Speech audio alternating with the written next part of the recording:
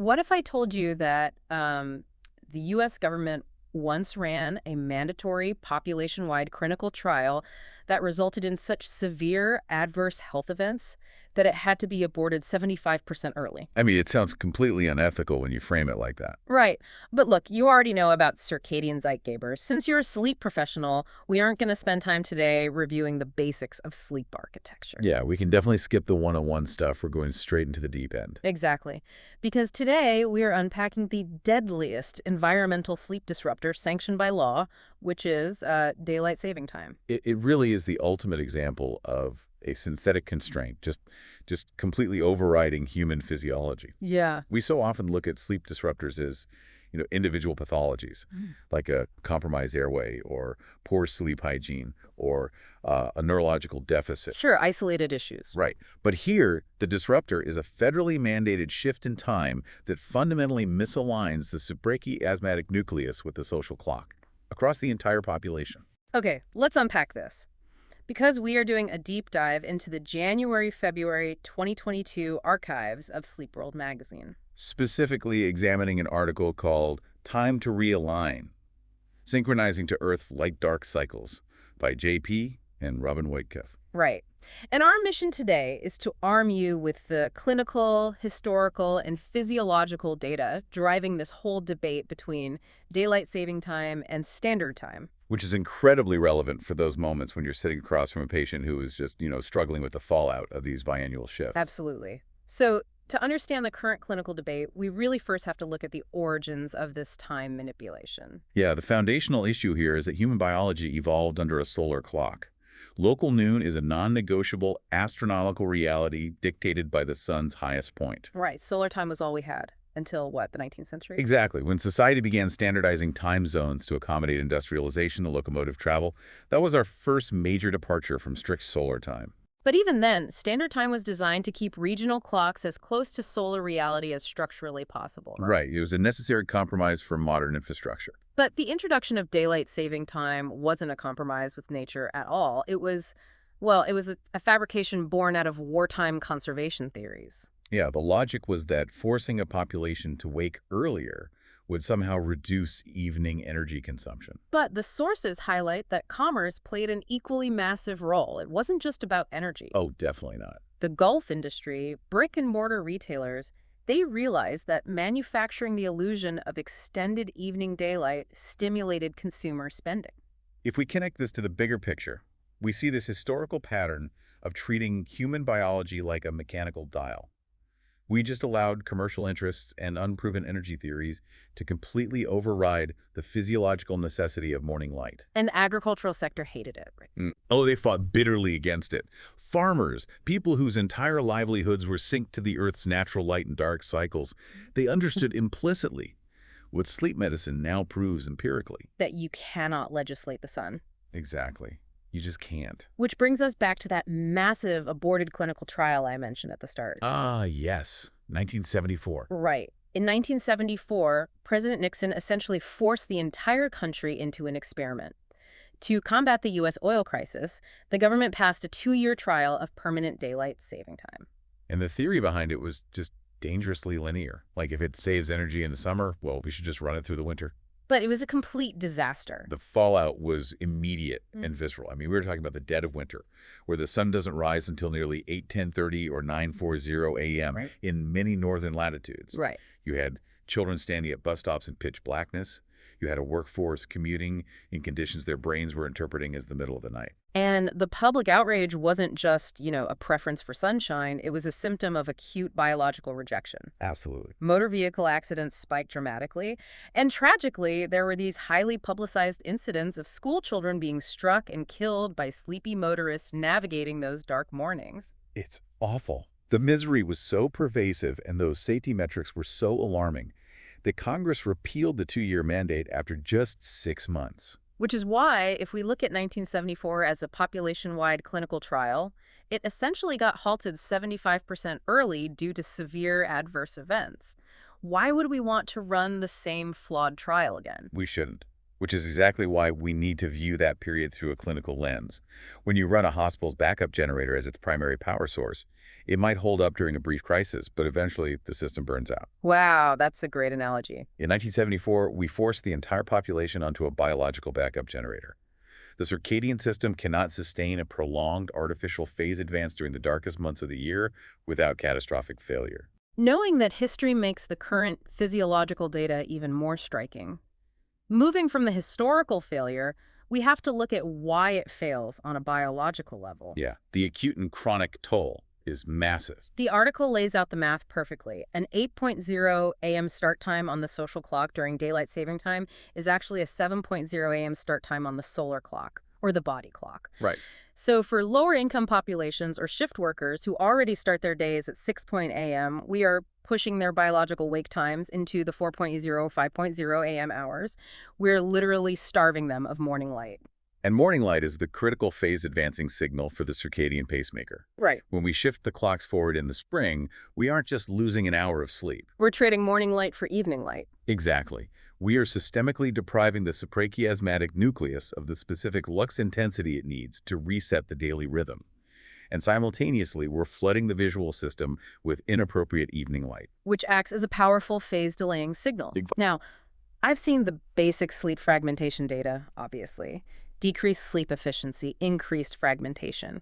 But what surprised me in the research was the continuous wearable data monitoring heart rate variability. The HRV data is fascinating. Yeah, the suppression of HRV doesn't just happen on the Sunday after the clock changes. It lingers for a full week. Why is the autonomic nervous system taking so long to recover from a 1-hour shift? It comes down to the sudden, forced shift in sympathetic tone.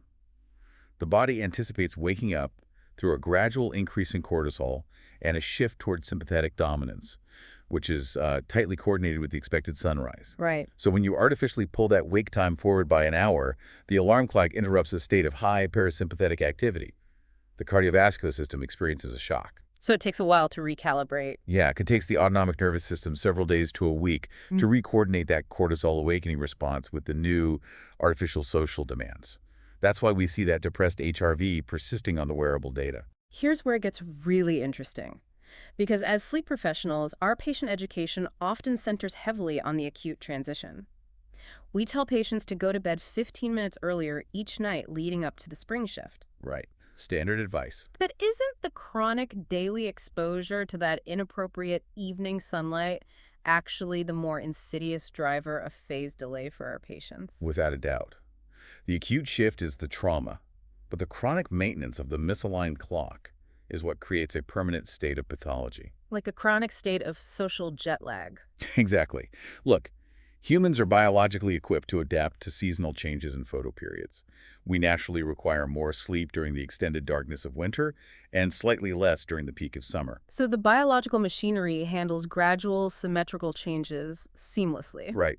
But daylight saving time is entirely asymmetrical. We are artificially keeping the evening bright while maintaining the rigid early social demands of the morning. So we can't biologically adapt to this artificial construct. No, we can't. By forcing that chronic misalignment, we are inducing a continuous state of social jet lag. The biological clock is constantly drifting later due to the extended evening light, while the alarm clock rigidly enforces an unnatural morning truncation. Oh. That friction prevents the necessary consolidation of REM sleep and deep, slow-wave sleep. We are systematically worsening a nation that is already suffering from an epidemic of chronic sleep deprivation. And when you place that level of autonomic stress on a national scale, those localized physiological issues immediately become epidemiological crises. The data scales up rapidly. Yeah, the acute harms documented in the days following the spring transition are staggering. We see immediate quantifiable spikes in acute myocardial infarctions and ischemic strokes. Those cardiovascular events are the direct clinical manifestation of that blunted cortisol awakening response and sudden sympathetic overdrive we were just discussing. Oh, that makes perfect sense. Right.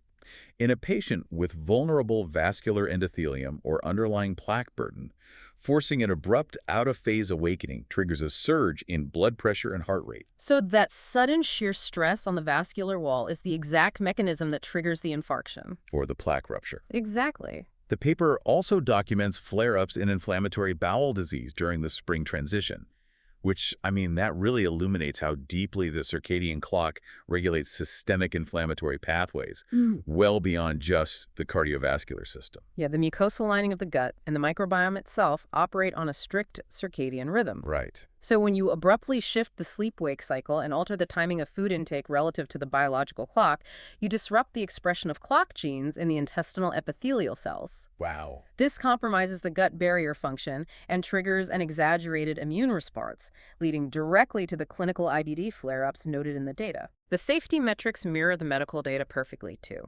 Over an 8-year assessment period, researchers tracked safety-related incidents, or SRIs, and they found a massive, significant increase in severe incidents the week after daylight saving time initiation. And the crucial detail in that 8-year data set is the absence of a reciprocal spike in the fall. Wait, really? There's no spike in the fall? No. When we return to standard time, when we realign the social clock closer to solar reality and allow for a natural recovery of sleep debt, we do not see a corresponding deficit in safety metrics. That's incredibly telling. Furthermore, epidemiologists track a time zone effect phenomenon in motor vehicle accidents year-round. Motorists living on the western edges of time zones who experience a more extreme misalignment between solar time and social time have consistently higher rates of fatal accidents. Due to chronic cognitive load and delayed reaction times. Exactly. But playing devil's advocate for a minute, we both know what patients say when we bring this up in the clinic. They love that extra hour of evening light. Oh, of course. They argue it gets them outside exercising or having a barbecue, maybe lowering crime. From a clinical perspective, how do we weigh those perceived lifestyle benefits against the cardiovascular risks? Doesn't shifting activities change the net amount? What's fascinating here is that the objective data dismantles the lifestyle argument entirely. Really? Yeah. When researchers measure actual population activity levels, simply shifting the clock does not change the net amount of physical activity or commerce.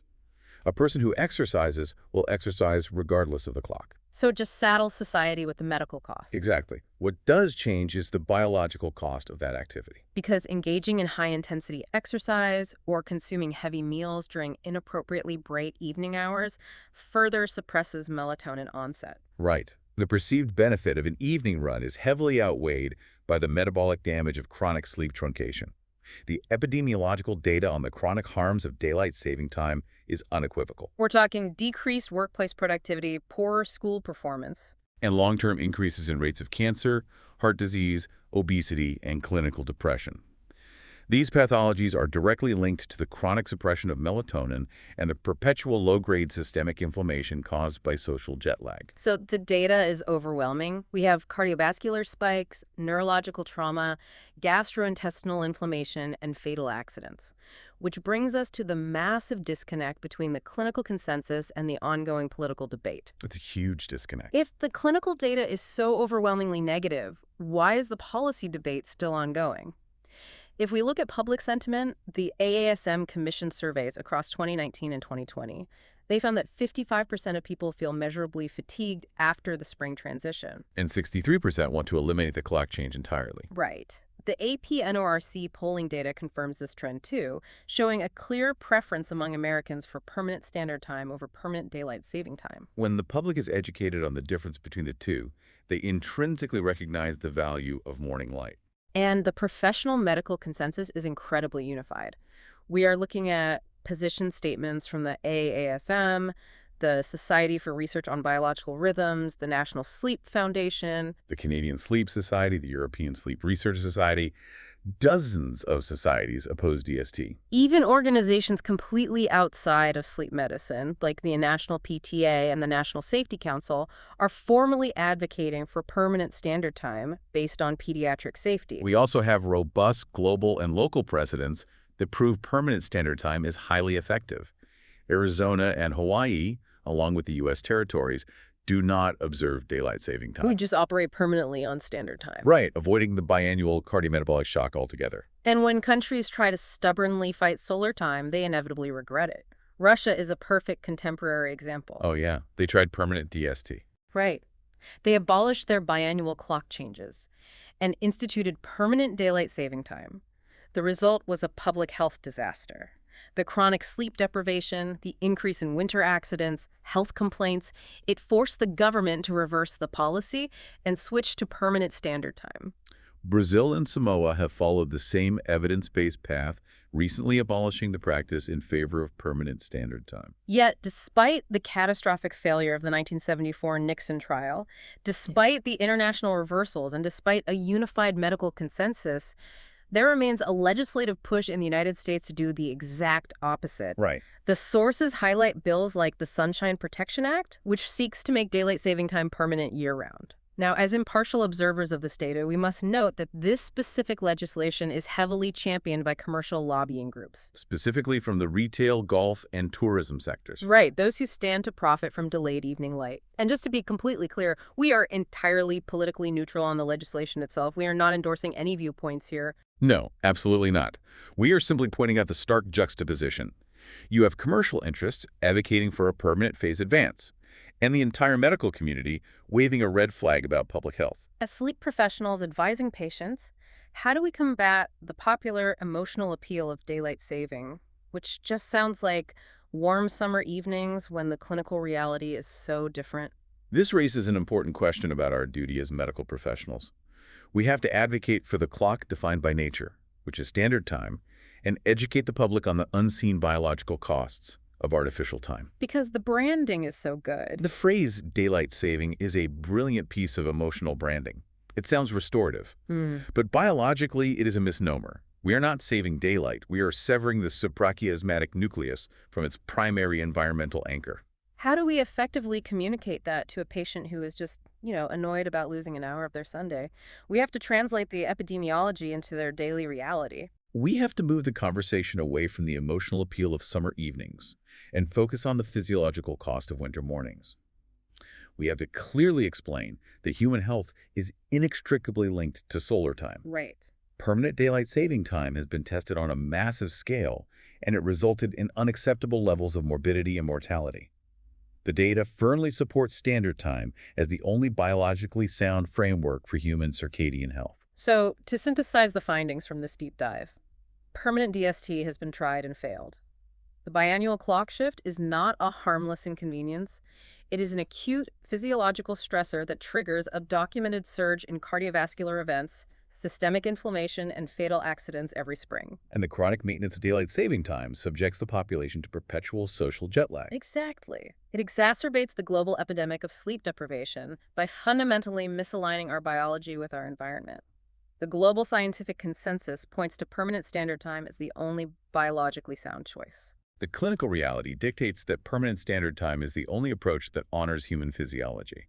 So the next time you, our listener, are in the clinic in late March or early April, and you see a patient presenting with severe, unexplainable fatigue, or stubborn phase delay, or exacerbated sleep fragmentation, look beyond the standard diagnostic criteria. Consider the macro environment. Right. Consider the systemic underlying inflammation caused by social jet lag, and how that patient's autonomic nervous system is struggling to adapt to an artificial timeline. Now, I want to leave you with a final provocative thought to mull over, something that extends beyond the hard clinical data we discussed today and into the psychology of how we live. Oh, what's that? If modern society is so violently resistant to giving up the artificially lit late evening hours of daylight saving time, what does that reveal about our collective cultural devaluation of the morning? Oh, wow. That is a great question. Right.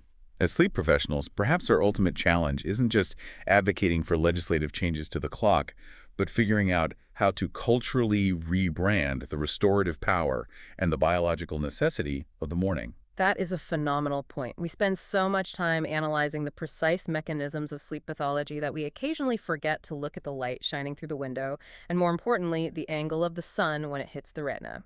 Thank you for joining us on this deep dive.